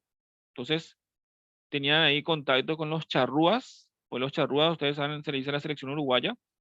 ¿Por qué? Porque eran los indígenas que habitaban la zona de Uruguay antes de la llegada de los españoles, los famosos charrúas. Se dice la garra charrúa, ¿verdad? ¿Por qué? Porque eran violentos, belicosos, igual que los guaraníes, o mucho más, ¿verdad? Eran continuamente guerreando. Los paranaes, entre el río Paraná y el río Tebicuaré, su nombre lo dice, paranaes. Los tarumaes, en la Sierra de San Joaquín, lo que sería hoy la zona de Caguazú, para que se ubiquen ahí cerquita, a metro de la casa de Eneso Navedo Valdés, su casa paterna. Entonces, para que se ubiquen ahí en la Sierra de San Joaquín. Los guairaes, cerca de lo que hoy es Guairá, pero el Guairá pues es un departamento hoy. Sin embargo, anteriormente era una ciudad, inclusive en la zona de Brasil le llaman Guaira, para que vean la diferencia entre Guairá, que es guaraní, y que es tupí, es Guaira, es diferente de cómo suena, ¿verdad? En la zona del Salto del Guairá, nosotros decimos Salto del Guairá hoy, eso es término sacado del tupí, se llama el caso de Guaira, debería de ser, en guaraní, ¿verdad? Con la Y. En el caso del tupí no pronuncia la Y ya. Por eso la zona de las cataratas del Guairá, dicen por ejemplo los brasileros, las siete caídas, las siete caídas. Los Cainguá, la zona del Alto Paraná, los Guayaquiaché, entre los ríos Mondaí y Alto Paraná, justamente los saltos del Mondaí, por ejemplo, estos eran los que dominaban esa zona. 5 kilómetros a la redonda se escuchaba ya los saltos y ellos eran habituales de esa zona. Y los Muya chirihuanos van a migrar en el siglo XVI, justamente ya a la zona del río La Plata. Este es un ejemplo de lo que sería la distribución a nivel geográfico de los guaraníes. ¿Y qué significa guaraní? El término guaraní, ¿a qué se refiere? Ustedes nunca escucharon la palabra en guaraní, abá. ¿Qué abá es eso? De abá será. ¿Qué significa abá? Indio. Sí, excelente, a eso quiero llegar. ¿Qué más? ¿Qué más significa abá? Nosotros solemos escuchar a nivel de discriminación, como dijo la compañera, ¿qué indio que es eso? O sea, ¿qué abá que es eso? De abá. Bueno, ustedes no quieren nomás decir, ¿verdad? Pero la palabra que nosotros utilizamos para no decir abá en guaraní qué argel que sos. ¿Por qué no te reí luego? Decir hoy te digo, ¿dónde? Parece bulldog. Entonces, muchas veces, término abá se refiere a qué? El término abá se refiere a esa persona que está continuamente serio. Y el guaraní era así. El guaraní era serio, combativo, una persona muy guerrero. Entonces, al invadir el territorio de los españoles, habrán oído el término, la frase guaraní, nuevamente guará, ¿verdad? Guaira, guaraní, que significaba combatirlos. Y otro dice, ¿verdad? Que en términos guerrero significaba, por eso muchas veces entre los chiriguanos, que acabamos de nombrar acá, que están aquí, muchas veces se escuchó Aba guaraní, o sea, combatir continuamente a los guaraníes, continuamente a los chiriguanos. Entonces, el término guaraní se refiere a combativo, belicoso, guerrero, la persona que no se da por vencido. Bueno, ese es el término guaraní. O sea, está en la esencia del nombre el hecho de que sea una persona muy combativa. El aspecto físico, no tomen con esto que es aspecto discriminativo, ni mucho menos, pero un aspecto antropológico que tenemos que saber y vamos a diferenciar con la fotografía que puse hace rato de los pámpidos. Mediana estatura, unos 70 para arriba, estatura media, unos 70. Bien proporcionados, cabeza redonda, ese es también un aspecto que yo tenía muy en cuenta. Por eso cuando se producía el parto, ellos inclusive tenían parto, las mujeres paradas, tenían parto paradas. ¿Por qué? Porque en lo posible se tenía que evitar que la cabeza esté deforme, que la cabeza quede redonda y no haya sufrimiento fetal también en el caso cuando se va a producir el alumbramiento. El rostro casi circular, tenía ese famoso, los cachetes que podemos poner, como nosotros vulgarmente decimos, ¿verdad? Nariz corta, muy ensanchado en las fosas nasales, muy diferente a la nariz espigada de los europeos, nariz corta, inclusive, como dijimos, grandes fosas nasales, un poco ancha, relacionado, por eso, muy relacionado a lo que hoy vemos con los indígenas, todavía hoy muchos tienen esta forma física. Boca mediana con labios finos, muy diferente a lo que vimos los pampios. Los pampios, ¿cómo tenían sus labios? Y vuelo, perdón acá, por la desprolijidad, pero vuelo para que ustedes vean más. ¿Cómo tenemos acá sus labios? Totalmente gruesos, para que vean más. ¿Cómo se mantiene? Estamos hablando de mediados del siglo XX inclusive. Estamos sus labios totalmente anchos. Y los guaraníes, todo lo contrario, labios finos. Ojos pequeños, cabello largo, azabache, negro, grueso y totalmente negro. Estamos hablando ahí que no hay pelirrojo, no hay pelirrubio, no, no. No hay ahí cabello blanco totalmente, ¿verdad? Estamos hablando que también ellos, en aspecto físico, principalmente los varones, no tenían vello facial inicialmente. Por eso cuando vinieron acá los españoles les va a maravillar, y se van a pensar que son dioses. ¿Por qué? Porque tienen muchísimo vello facial. Acá los guaraníes inicialmente, o ya se fueron mezclando paulatinamente, no tenían vello facial. Dentro del aspecto político, disculpen la desprolijidad, ahora a nivel de la presentación no puedo más hacer de forma diferente. Ellos tenían un líder, que ese líder era el corajudo, el valiente, pero van a fundar ya a nivel de nobleza, no así como los pampios que podías vos sacarle paulatinamente al jefe o al líder. Ellos no van a fundar ciudades-estado como los aztecas, mayas e incas, también acabamos de indicar eso. Por eso no hay vestigios de la civilización guaraní, a excepción de la parte cultural. No hay una casa, no hay un templo, no hay un lugar donde habitaban los guaraníes que hoy nos haya quedado, porque ellos utilizaban todo lo que estaba a su alrededor de la naturaleza, porque ellos continuamente se iban de un lugar a otro. Ellos eran seminómadas, ellos creían en el Ubumaraneu, en la tierra sin mal. Inclusive hoy a nivel de Senatur se habilitó la expedición, la tierra de los guaraníes, el camino de los guaraníes, que va a la zona de Paraguarí, va a la zona de Guairá, va a la zona de Misiones y llega a lo que sería el sur de Paraguay. Ellos creían en un Edén y vienen acá los españoles, las órdenes religiosas, y ellos le dicen que esa tierra sin mal que ellos creían es el Edén. Por eso el guaraní le hace un poquito más fácil que los españoles vengan y la conquista espiritual va a ser un poquito más fácil que los pampios. ¿Por qué? Porque ellos creían en un creador, que es el caso del Tupá, pero Tupá no era el conocido Dios omnipotente, omnisciente que nosotros hoy a nivel de cultura occidental, ¿verdad? Tenemos creencia. Ellos le creían como creador, hasta ahí. No que tenía poder. Eso hay que tener en cuenta. Tupá es el creador de todo. No que tenía poder y omnisciente que estaba en todo momento, en todo lugar. El hombre guaraní, su misma condición de padre es la primera cualidad que lo hacía jefe. Relacionen otra vez con los pampios. Tenía vos que ser padre para ser jefe, o si no, no podías. Por eso era muy importante. Quiero que ustedes se pongan en el lugar de aquella persona varón que no podía tener hijos en esta época. Él estaba totalmente exiliado y se iba de una sociedad a otra. ¿Por qué? Porque era tipo maldito, porque no podía tener hijos. Le caía una maldición a él.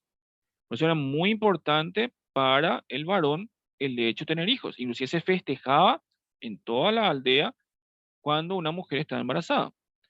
La segunda condición que legitimaba al ñanderú era su sabiduría. El hecho de ser padre de por sí, jefe de familia, te da una sabiduría diferente. ¿Por qué? Porque te da la madurez. Y la madurez era ser padre. Ahí vos eras maduro. Una persona hoy, nosotros sabemos que es maduro en torno a su edad, ya sea física o ya sea psicológica, ¿verdad? Hoy se divide. O puede ser maduro físicamente, pero inmaduro mentalmente, ¿verdad? Bueno, en esa época, lo que a vos te daba la sabiduría o la madurez sería el hecho de casarte y tener hijos posteriormente.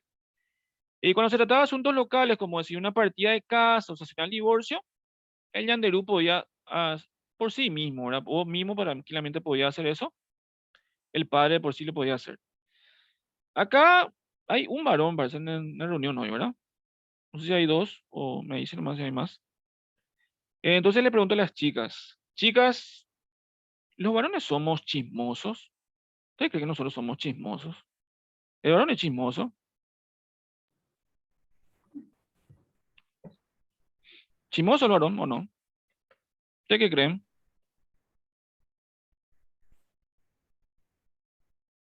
¿Somos chismosos o no?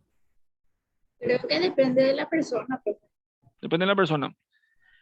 Nosotros somos comunicativos, no sé quién acá es el varón que está en la reunión. ¿Verdad que somos comunicativos? Les pongo un ejemplo. En la aldea había un problema. Bueno, vos tenías problema con tu mujer, un problema inclusive muchas veces sexual. ¿Qué hacías vos? Les juntaba a todos los muchachos en el medio de la aldea. Muchachos, ¿saben qué? Yo tengo este problema. Yo cuando estoy con mi mujer, tira. ¿Por qué? Porque la idea era que tu problema sea un problema de todos. Y ellos tenían poder para decirte a vos, darte consejos. Vamos a aconsejar. Todo ellos tenían. Por eso contaba la opinión general de la gente.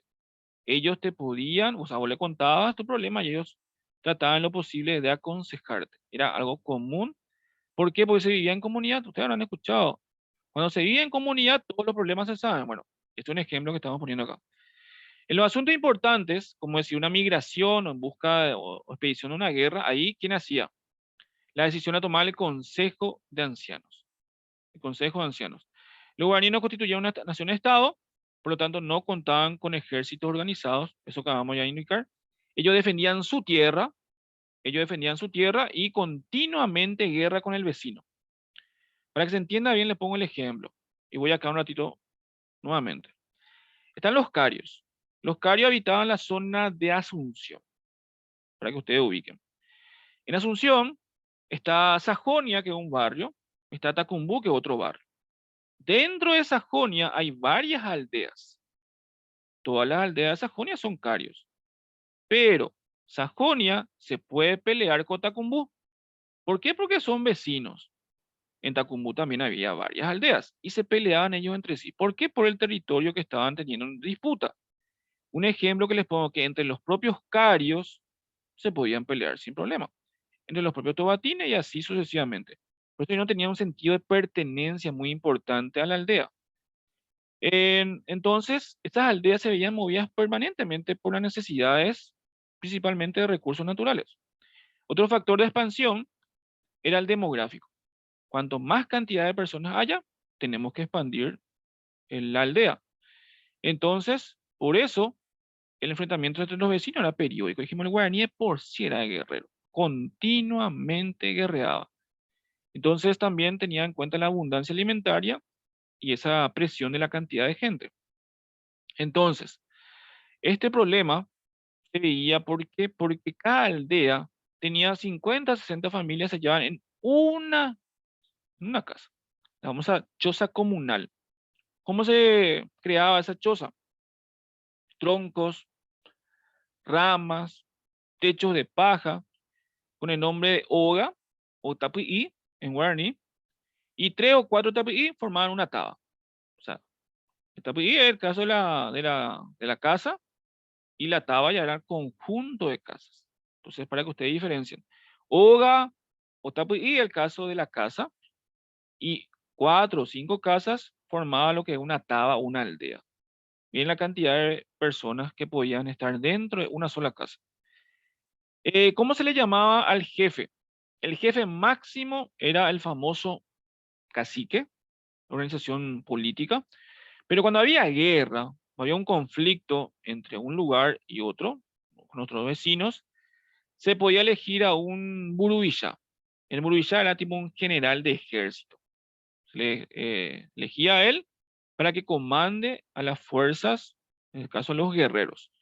Nosotros hoy tenemos el presidente de la República, Mario Aldo Benítez, que por el simple hecho de ser presidente de la República, también él es comandante en jefe de las Fuerzas Armadas de la Nación, o sea, la máxima autoridad a nivel militar aquí en nuestro país. Pero a nivel de ámbito legislativo, se podía tomar como un ejemplo el Consejo de Ancianos, tenía la facultad de resolver peligros, dictar normativas, ¿verdad?, para la comunidad. Y las decisiones del Consejo de Ancianos eran mucho más importantes que para cualquier persona. Que el cacique y que el murubilla. El cacique y el murubilla estaban sublevados al Consejo de Ancianos. Pero, muy parecido a los pampios, el poder directamente tenía el chamán. Se llama una especie de sacerdote, hechicero, ahora tenía poderes sobrenaturales, podía sanar enfermos, pero la gente le tenía mucho miedo, mucho temor, porque podía invocar a los espíritus. ¿Mediante qué? Mediante pócimas, llamadas el famoso paye. Explicamos hace rato que hay muchísima gente aquí en nuestro país que todavía lo toma a nivel cultural esto. Muchísima gente inclusive piensa que está maldito, ¿verdad?, porque todo le sale mal, o piensa que está, no, a mí me hicieron paye, no, a mí me hicieron paye, o como le dicen, el famoso amarre, me hicieron un amarre. ¿Cómo yo puedo estar por esta persona si esta persona empieza a relacionarse la gente, ¿verdad? Hay mucha gente que a nivel cultural todavía hoy tiene muy presente el famoso paye, que en otras partes del mundo tienen otra diferencia, pero el nombre, pero la esencia es igual, la misma. Al jefe guaraní le sucedía a su hijo, que era el más fuerte en la familia. Los indígenas tenían la libertad de abandonar el Taba, si así lo querían, por eso te digo, el sentido de pertenencia no había. Vos si no te gustaba el Taba, te podías abandonar sin problema, ¿verdad? Por eso la organización política muy fuerte no tenían los guaraníes. Vos también podías tener un líder, pero si vos no te gustaba el Taba, podías abandonarlo sin problema. Evidentemente era exiliado, ¿verdad? Se te marcaba, la gente sabía eso, pero podías irte, por ejemplo, de un cario, o sea, te iba a otro cario, porque hablaban guaraní y las costumbres son parecidas. Y la sociedad era patrilineal, el parentesco se transmitía solamente en línea paterna, y los matrimonios eran concretados por los padres. Recuerdan que los pampios, vos podías elegir la persona con la que vos querés casarte, sin problema. En el caso de los guaraníes, desde chiquitito, de los 6, 8 años, ya se le elegía ya con quién vos te vas a casar. El papá y mamá ya se ponían de acuerdo con quién se van a casar, hijo e hija. ¿Cómo se hacía ese proceso del el compromiso, por ejemplo? Las mujeres eran aptas para el matrimonio una vez que llegaban a la pubertad. Nos referimos a que la mujer tenía su primera menstruación, ya podía casarse con su futuro marido, ¿verdad? Entonces, ¿qué pasaba? ¿Cómo se sabía que ella estaba en compromiso? ¿Cómo se sabía que ella se iba a casar? Totalmente rapada. Imagínense, hermoso cabello negro azabache, larguísimo tu cabello, totalmente rapado. Se tatuaba en el vientre y en los pechos. Tatuaje que varía, ¿verdad? Principalmente la idea era que ese tatuaje cicatrice, y una vez que ese tatuaje cicatrice y ya se le está, ya le crecía el pelo, ahí ella era entregada al varón, y ahí ella podía casarse. Es el proceso de llamado famoso compromiso para que toda la gente comience a prepararse para la fiesta. O sea, hacía una fiesta comunal donde no podía faltar la comida y la bebida principalmente. Eran monógamos, pero cuando los medios de subsistencia lo permitían, los varones que podían hacer alianzas, podían formar alianzas políticas principalmente con otra etnia. Entonces el cacique podía casarse con otras mujeres, pero estamos hablando de casarse. Por ende, si se casa, ¿qué implica? Que eran sus esposas, no eran sus amantes. Es una relación muy parecida a lo que serían los musulmanes, ¿verdad? Los musulmanes pueden tener todas las esposas que su dinero pueda mantener, pero estamos hablando que son esposas. O sea, cada una de ellas tiene un porcentaje inclusive de lo que sería la parte del dinero en ese momento o bienes materiales de la persona que sería su esposo. En el caso de los guaraníes rechazaban el aborto, recuerdan, muy relacionado al tema de los pampios, no permitían el incesto, como sí ocurría en los pampios, por eso muchos de los pampios tenían problemas inclusive de problemas físicos, porque se metían justamente a nivel social, primo con prima o cosas a nivel de parentesco. No, también no toleraban el adulterio. Eran escrachados socialmente si una persona, por ejemplo, incurría en adulterio. Por eso respetaban mucho también a las mujeres que tenían ya un poquito de edad. Y acá voy a eso y con esto termino hoy. ¿Cómo se le nombraba a las personas a nivel de los guaraníes? Tema de la edad. No le van a preguntar su cédula cada rato, ¿verdad? No le van a preguntar, no, no, todavía no había nada de cédula, nada de eso. ¿Cómo se sabía que una persona tenía una edad específica? Por su apariencia física. Por ejemplo, caso de los varones. Kunumi se llamaba a los niños hasta los 7 años. Kunumi. Hasta hoy se suele utilizar eso. De 7 a 15 años se le llamaba mitad. Mitad. Hoy solemos todavía escuchar eso. De 15 a 25 años, mitad callado. La mayor parte de los que ustedes están acá ahora. Acá, mitad callado.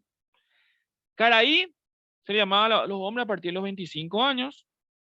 Y acá un término, no sé si ustedes utilizan, yo suelo escuchar mucho eso a nivel de cuando estoy en el colegio. Mi viejo, mi vieja. Y en guaraní es diferente, gente. No puedes decirle a tu papá de tu ya. Fuerte suena diferente. Mi viejo, que decirle de tu ya. Diferente. ¿Cómo suena el para el guaraní? Por eso es muy, muy crudo en el sonido onomatopéyico, ¿no? Es el origen del guaraní. Y así le puedo decir a tu papá ahora, amor, si no, a pasar a po ahí, por más que tenga 25 años, igual tu papá te va a meter uno ahí porque le decís tú ya, ¿verdad? Nada de que llegar a ese, cuando tú ya es cuando ya prácticamente la muerte está cercana a nosotros, ¿verdad? Muchos no quieren llegar a esa edad. Por eso por en guaraní hay mucha diferencia en el término en sí. En el caso de la mujer, la misma cosa. En el caso de la mujer, mitacuñá se utilizaba para referirse a las niñas, hoy todavía se utiliza a nivel general, la gente ve y dice mitacuñá. Cuñataí a las adolescentes, hoy todavía se utiliza eso. Cuñacaraí a las señoras, mayores de 25 años principalmente. Y acá lo mismo. Puedo decir mi vieja, ¿verdad? Bueno, decirle puedo de Guaymí. Diferente. Suena muy profundo. Por eso no puedes decirle a tu mamá así, ¿verdad? Vamos a ver si te acepto otra vez en tu casa.